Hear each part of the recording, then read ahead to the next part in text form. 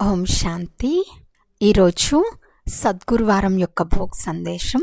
ప్రియమైన బాబా వద్దకు భోగ్ తీసుకుని వతనానికి చేరుకున్నాను. అందరి తరపు నుండి ప్రేమను, ప్రియ స్మృతులను బాబాకు అందచేశాను. బాబా ఇలా అన్నారు, బచ్చి చూడు, చిన్నపిల్లలు ఉన్నప్పుడు తల్లిదండ్రులు మరియు కుటుంబ సభ్యులు వారిని ఎంతో ప్రేమిస్తారు.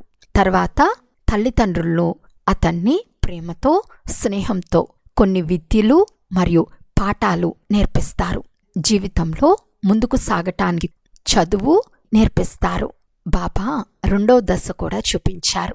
పిల్లలు కొంతవరకు తమ కాళ్ల మీద నిలబడగలిగే స్థితి వస్తే తల్లిదండ్రులు, కుటుంబ సభ్యులు వారిని స్వతంత్రంగా ఉండనిస్తారు. తమదైన దారిలో నడవటం ప్రారంభిస్తారు. ఈ దృశ్యం చూపించిన తర్వాత, బచ్చి దీని అర్థం నీకు తెలుసా అని. బాబా దీని రహస్యం మీరు మాత్రమే వివరించగలరు అని.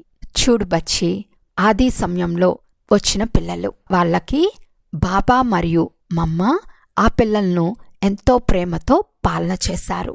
ముందుకు సాగటానికి అవసరమైనంత ప్రోత్సాహం ఇచ్చారు. ఇప్పుడు వాళ్ళు పెద్దయిన తర్వాత బాబా వారిని ఒక్కొక్క సేవా కేంద్రం యొక్క బాధ్యతను అప్పగించారు. ప్రతి ఒక్కరూ తమ విధానంతో సేవను చేస్తూనే ఉన్నారు. కొందరు లౌకిక జీవితంలో ఉంటూ సేవ చేస్తున్నారు. ఇప్పుడు సమయం 3వ దశలో నడుస్తోంది. ఇప్పుడు వచ్చే పిల్లలు లేదా ఇప్పటికే వచ్చి ఉన్నవారు ఈ 3 దశలను దాటవలసిందే. ఇప్పుడు సంగం యుగంలో కొద్ది సమయమే ఉంది. ఇప్పుడు వచ్చిన ఆత్మలు బాప్దాద యొక్క ప్రేమ, స్నేహంను తీసుకుని ముందుకు సాగాలి. ఇప్పుడు ఎగిరే సమయం వచ్చింది. నడిచే సమయం కూడా ఇప్పుడు ముగిసిపోయింది. ఎందుకంటే ఈ కలియుగంలో నడవటానికి కూడా మార్గాలు చిన్నవైపోతున్నాయి. అంటే రాబోయే పిల్లలు కాలానికి అనుగుణంగా తమ పురుషార్థాన్ని తీవ్ర వేగవంతం చేయాలి. బాబా పట్ల ప్రేమ మరియు తపన గాఢంగా పెరగాలి. బాబా ఇప్పుడు రాబోయే పిల్లల నుండి ఈ ఆశనే పెట్టుకున్నారు. బాబా శక్తి బలాన్ని నిరంతరం అందిస్తూనే ఉంటారు.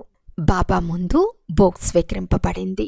ప్రత్యేకంగా సద్గురువారం రోజున అమృతవేళ నుండే పిల్లల సంకల్పాలు, ప్రేమతో నిండిన స్మరణలు బాబా వద్దకు చేరుకున్నాయి.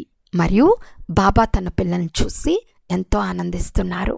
ఇలా చెప్పి బాబా అందరికీ ప్రియ స్మృతులను అందచేశారు. నేను కిందకు వచ్చేసాను. అచ్చా.